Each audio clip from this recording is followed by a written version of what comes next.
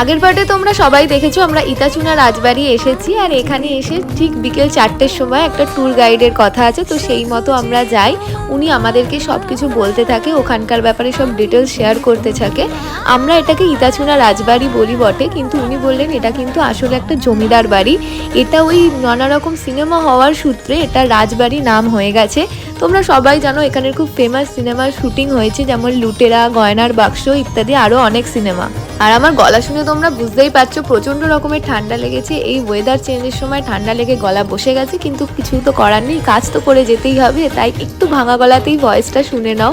তারপর বাইরে উনি সব ডিটেলস বলে দেওয়ার পর আমাদের একদম উপরে নিয়ে যায়, মানে ছাদে, যেটা ছাদটা এত বড় কি বলবো, মানে আমি মুখে বলেও তোমাদের আইডিয়া দিতে পারবো না, এতটাই বড়। আর যে পুকুরটা দেখলে ওটা আমাদের ঘরের বাইরে যে পুকুর সেটাই। আর এই হচ্ছে উপর থেকে নাট মন্দিরের ভিউটা। নেক্সট পার্টগুলো দেখার জন্য চ্যানেলটা সাবস্ক্রাইব করো।